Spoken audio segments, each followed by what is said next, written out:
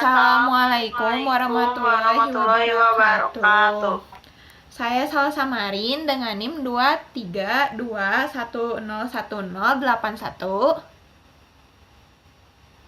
Saya Iklima Indriani dengan NIM 232101074. Saya Fadila Faroka dengan NIM 232101069. Kami di sini akan mempresentasikan hasil kerja kami membuat aplikasi sederhana yaitu tentang NCT Quiz. Pertama-tama akan dijelaskan oleh Fadila. Yang pertama yaitu adalah latar belakang. Hallyu dan K-pop semakin populer di seluruh dunia termasuk di Indonesia. Komunitas penggemar K-pop atau NCT sering berkumpul untuk bermain game quiz. Game merupakan sarana hiburan yang banyak diminati dan dimainkan di berbagai kalangan, baik anak-anak, remaja, maupun orang dewasa. Game telah menjadi bagian dalam kehidupan manusia modern sekarang ini. Game biasanya memberikan hiburan tersendiri bagi orang yang memainkannya. Salah satu game yang sering dimainkan adalah game quiz. Tidak semua penggemar bisa hadir di pertemuan dibuat aplikasi kuis sederhana bertema NCT untuk hiburan dan edukasi. Selanjutnya yaitu rumusan masalah. 1. Bagaimana merancang aplikasi kuis seputar NCT yang sederhana dan menarik. 2. Bagaimana pengguna dapat menjawab soal dan melihat skor akhir. 3. Teknologi apa yang tepat untuk membuat kuis aplikasi di Android. Selanjutnya yaitu ada tujuan. 1. Membuat aplikasi sederhana seputar NCT yang menarik. 2. Menampilkan skor akhir sebagai hasil dari sesi kuis. 3. Membuat aplikasi kuis seputar NCT untuk Android. Selanjutnya ada metodologi. Yang pertama ada perencanaan. Tahapan awal ini dilakukan untuk menentukan fitur-fitur yang akan ada di dalam aplikasi seperti tampilan halaman kuis, format pertanyaan, pilihan jawaban, skor, dan tampilan hasil akhir. Selain itu, dilakukan identifikasi kebutuhan pengguna aplikasi. Yang kedua yaitu ada desain antarmuka dan halaman kuis. Antarmuka pengguna atau user interface adalah tampilan atau bentuk visual sebuah produk yang menghubungkan antar sistem dengan user. Tampilan user interface bisa berupa bentuk, warna, dan tulisan yang didesain semenarik mungkin. Yang ketiga ada implementasi, yaitu suatu aktivitas, aksi, dan tindakan, adanya mekanisme suatu kegiatan yang terencana untuk mencapai suatu tujuan yang ingin dicapai. Pada pembuatan aplikasi kuis sederhana ini, penulis mengimplementasikannya kepada kode-kode seperti Kotlin yang nantinya akan dimasukkan ke Android Studio. Yang keempat, ada pengujian, bisa menggunakan white box atau black box. Dilakukan pengujian terhadap prototipe solusi yang telah dirancang sebelumnya, bertujuan untuk mendapatkan masukan dan umpan balik dari pengguna atau pihak terkait yang dapat digunakan untuk perbaikan dan pengembangan lebih lanjut pada solusi yang telah dirancang sebelumnya. Dan yang terakhir ada evaluasi. Menurut KBBI, evaluasi merupakan kegiatan memberikan penilaian atau menilai. Dari pengertian tersebut, penulis akan melakukan evaluasi pada program atau aplikasi yang telah dibuat dengan tujuan menilai efektivitas dan keberhasilannya. Selanjutnya yaitu landasan teori. Yang pertama ada quiz game. Game adalah permainan yang menggunakan media elektronik, merupakan sebuah hiburan berbentuk multimedia yang dibuat semenarik mungkin agar pemain bisa mendapatkan sesuatu sehingga adanya kepuasan batin. Quiz game adalah bentuk permainan atau pikiran di mana pemain berusaha untuk menjawab pertanyaan yang benar. Lalu yang kedua ada Kotlin. Kotlin adalah bahasa pemrograman berbasis Java Virtual Machine yang dikembangkan oleh JetBrains. Kotlin merupakan bahasa pemrograman yang pragmatis untuk Android yang mengkombinasikan objek-oriented dan pemrograman fungsional. Kotlin untuk mengembangkan aplikasi di atas platform adalah sebagai berikut, yaitu A. Dapat mengatasi null pointer yang umumnya terdapat pada Java. Yang kedua, ada penulisan kode lebih ringkas dan mudah dibaca dibandingkan kode yang ditulis dengan menggunakan bahasa Java. Selanjutnya yaitu mudah dipelajari. Lalu yang ketiga ada Android Studio. Android Studio merupakan suatu sistem yang dirancang untuk mengolah data dengan aturan serta ketentuan tertentu dan menggunakan bahasa pemrograman tertentu. Android Studio adalah perangkat yang bergerak pada sebuah sistem operasi untuk telepon seluler yang berbasis Linux. Yang terakhir ada Jetpack Compose. Jetpack Compose adalah toolkit pengembangan antarmuka pengguna yang dipelajari untuk aplikasi Android, memungkinkan pengembang untuk membuat tampilan UI dengan kode Kotlin secara deklaratif dan responsif. Ini mengubah cara pengembang membuat dan mengelola UI Android, meningkatkan produktivitas dan fleksibilitas dan dalam pengembangan aplikasi. Selanjutnya di sini ada analisis masalah atau analisis kebutuhan. Di analisis masalahnya, pengembangan game quiz bertema K-pop yang fokus pada grup NCT ini merupakan inisiatif yang strategis berpotensi besar. Hal ini didasari oleh dua faktor utama, yaitu kebutuhan akan hiburan interaktif yang mampu mengurangi stres serta popularitas global Hallyu yang basis penggemar K-popnya sangat luas gitu.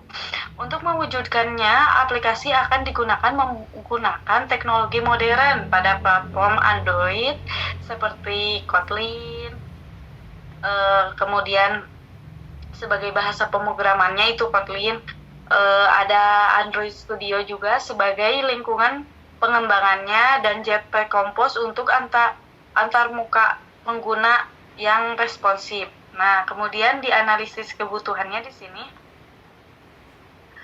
ada yang pertama itu ada perangkat lunak software. Sistem operasinya menggunakan 10/11 64 bit sebagai sistem operasi utama untuk menjalankan lingkungan pengembangan. Selanjutnya di sini ada analisis kebutuhan. Nah, analisis kebutuhan itu ada yang pertama ada perangkat lunak software. Sistem operasinya menggunakan Windows 10/11 64 bit sebagai sistem operasi utama untuk menjalankan lingkungan pengembangan. Kemudian nomor selanjutnya ada lingkungan pengembangan Android Studio versi terbaru dengan ide Integrated Development Environment. Resmi mengembangkan aplikasi Android di dalamnya, sudah termasuk Android SDK, kemudian emulator Android, JDK atau Java Development Kit, kemudian atau Java Development Kit. Nah, selanjutnya ada bahasa pemrograman dan UI Toolkit, yaitu yang pertama ada Kotlin sama Jetpack Compose. Kemudian selanjutnya perangkat kerasnya, di sini hardware-nya, spesifikasi perangkat keras yang memadai akan sangat mempengaruhi kelancaran proses pengembangan perangkat keras yang dibutuhkan. Yang pertama ada komputer atau laptop, yang kedua perangkat uji, itu mah opsional ya. Kemudian selanjutnya di sini ada analisis pengguna. Pengguna utama game quiz NCT ini adalah penggemar K-pop, khususnya komunitas NCT Zen. Mayoritas pengguna berada pada rentan usia remaja hingga sekitar 12-35 tahun. Nah, mereka ini memahami penggunaan smartphone dan mencari sarana hiburan sesuai dengan minat mereka. Nah, motivasi utama pengguna meliputi keinginan untuk menguji dan memperdalam pengetahuan tentang grup NCT. Yang pertama di sini ada fungsional recruitment. Pertama ada tampilan halaman awal, itu diberikan tombol memulai kuis. Kemudian ada soal. Kemudian selanjutnya ada penilaian jawaban, hasil kuis, dan opsi setelah kuis gitu. Nah, yang non-fungsionalnya apa aja? Ada performance, availability, compatibilitas, security, sama usability. Kemudian selanjutnya di sini. Kemudian selanjutnya ada perancangan UML-nya. UML itu apa sih? Sebelumnya, UML adalah sebuah bahasa pemodelan perangkat lunak yang telah dilandasi sebagai media penulisan cetak biru. Blueprints, perangkat lunak Pressman. UML bisa saja digunakan untuk visualisasi, spesifikasi, konstruksi, dan dokumentasi beberapa bagian dari sistem yang ada dalam perangkat lunak. Di sini ada beberapa UML. Yang pertama ada use case, kemudian class diagram, dan sequence diagram, kemudian activity diagram. Yang pertama di sini ada use case diagram. Use case diagram seperti yang bisa dilihat ya, di sini ada user, register, quiz, tampilan skor. Kurang lebih gambarnya seperti ini ya. Kemudian selanjutnya ada di class diagram. Class diagram gambarannya seperti ini. Class diagram itu merupakan salah satu jenis diagram UML digunakan untuk menggambarkan koneksi basis data. Selanjutnya di sini ada sequence diagram. Gambarnya seperti ini. Ada 3. Sequence diagram ini merupakan salah satu jenis diagram pada UML yang dapat menjelaskan urutan waktu pemrosesan sistem. Di sini ada diagram registernya, kemudian diagram kuisnya, kemudian ada diagram skornya. Selanjutnya, di sini ada activity diagram. Nah, kurang lebih gambarnya seperti ini ya. Activity diagram dalam bahasa Indonesia diagram aktivitas, yaitu diagram yang dapat memodelkan proses-proses yang terjadi pada sebuah sistem. Di sini ada register, kuis, dan skornya, gambar seperti itu. Selanjutnya, kita memasuki bab 4, yaitu implementasi dan pengujian. Sebelumnya, implementasi itu adalah kegiatan yang dilakukan dengan perencanaan dan mengacu kepada aturan tertentu untuk mencapai tujuan suatu kegiatan yang merupakan suatu penerapan, ide, konsep, kebijakan, atau inovasi dalam suatu tindakan praktis sehingga memberi dampak baik berupa pengetahuan, keterampilan, maupun nilai dan sikap. Menurut peneliti, implementasi itu adalah tindakan atau pelaksanaan yang dilakukan seseorang dalam menentukan hasil yang diinginkan. Nah, berikut merupakan implementasi antarmuka aplikasi yang kami bangun. Yang pertama ada halaman utama aplikasi. Di sini ada button untuk memulai. Ada logo NCT dan ada tulisan NCT Quiz. Selanjutnya, register user. Di sini ada button untuk mensubmit nama. Kita masukkan nama, lalu submit. Nanti kita akan ke halaman kuis, menampilkan pertanyaan. Setelah memilih pertanyaan, kita akan mensubmitnya. Sampai selesai pertanyaan, kita akan ditampilkan skor di halaman skor. Ada button untuk memulai kembali, ada untuk mereview answer atau mereview jawaban, lalu submit. Kita masuk ke pengujian. Yang pertama ada whitebox testing. Whitebox testing itu didasarkan pada pemeriksaan detail prosedural atau kayak logika suatu software yang diuji coba dengan kasus uji coba yang melakukan sekumpulan kondisi atau perulangan tertentu yang akan menghasilkan program 100%. Yang dibutuhkan adalah dengan mendefinisikan alur logika, membangun kasus untuk memeriksa software tersebut, dan mengevaluasi hasil yang telah diperoleh. Di sini ada register user. Di sini ada flow graph register ya. Ada dari 1, 2, 3, 4. Dari 4 balik lagi ke 1, ke 5, ke 6. Di sini ada jalurnya. Ada 2 jalur. Jalur yang pertama 1, 2, ke 3, ke 4, ke 5. Jalur yang kedua dari 1 ke 2 ke 3 ke 4, balik lagi ke 1, lalu lanjut lagi ke 1, 2, 3, 4, 5, 6. Di sini ada tabel whiteboard testing register. Pet pertama. Skenarionya yang pertama itu register input username, lalu mengecek register, nanti ada decision register berhasil atau tidak. Kalau misalkan berhasil, ia akan menampilkan kuis, lalu memulai. Hasil pengujiannya berhasil.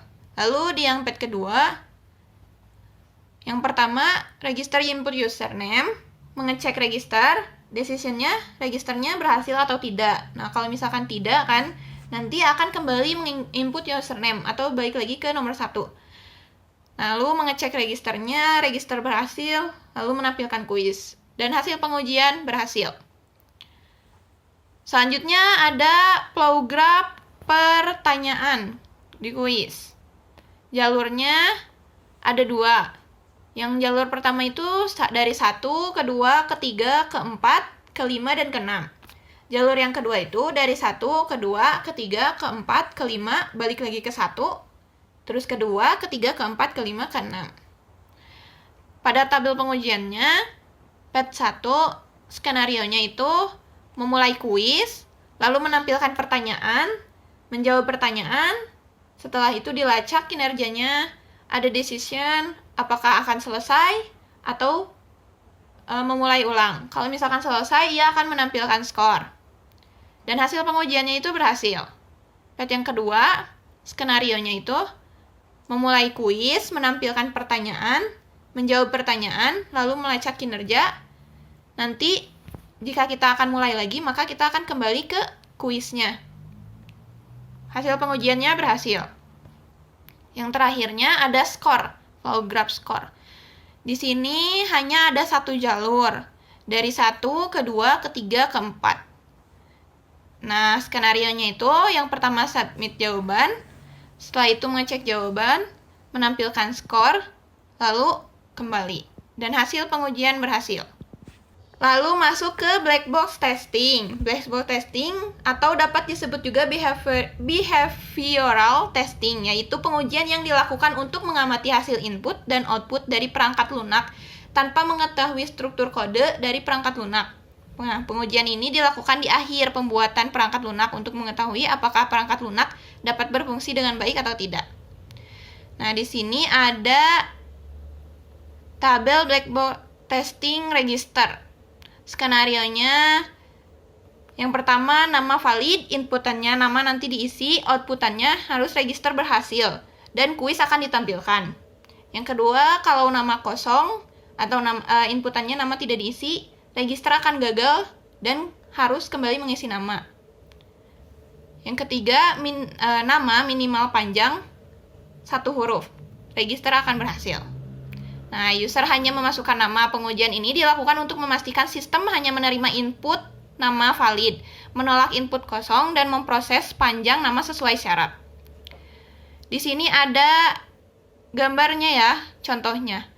Kalau misalkan namanya kosong, akan ada ini